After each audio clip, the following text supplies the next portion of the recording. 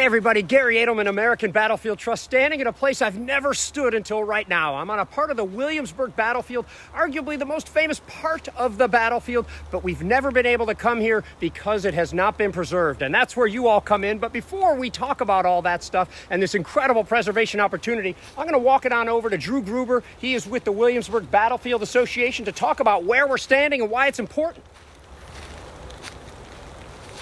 This property can tell many more stories than just the Battle of Williamsburg. In fact, the Battle of Williamsburg happens here because this is a very strategic, important section of the Virginia Peninsula.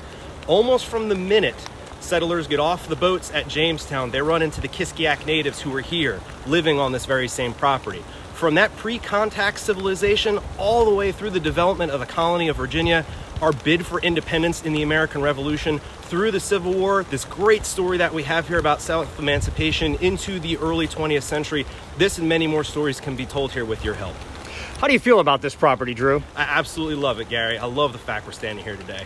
All right, good. And we have some good news we hope to share with you and to talk about the news. But first, about the Battle of Williamsburg and why troops are here in the first place, let's break out our education manager, Dan Davis. Thanks, Gary. You can see that I'm standing in a ditch. The ditch of Redoubt 11. Behind me is the outer walls of the redoubt along with the Sally Port. Now this becomes really the epicenter of the Battle of Williamsburg on May 5th, 1862. It's raining just like it is today. You might be able to hear the rain coming down around me. Acting on intelligence from former slaves, Union troops under Winfield Scott Hancock are going to move up into this area. This area is unoccupied by the Confederates, who are centered in their position at Fort Magruder.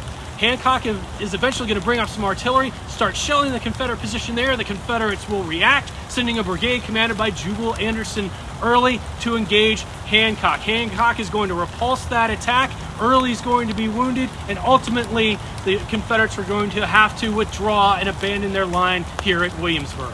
Dan, what do you think about this redoubt right behind you? This is absolutely incredible, Gary. I've never seen a redoubt in such fine condition as this. Wow. So thanks, Dan, and thanks, Drew. The opportunity we have here is for 231 acres. Man, we've been working on this for almost a decade, and this would be just great if you were able to help us to preserve this critical part of the Battle of Williamsburg. We have good partners on this. We're talking about the federal government, the American Battlefield Protection Program, also the U.S. Navy, who has facilities right near here. We're talking about the Commonwealth of Virginia and other local partners who are able to really help us to preserve this land. We have an incredible match. We only need to get something like less than 0.5% of the purchase cost, which is more than $9 million. So we'd really appreciate it if you can click the link, get inspired at battlefields.org, and support us if you can. And thank you so much for all your support of battlefield preservation and education.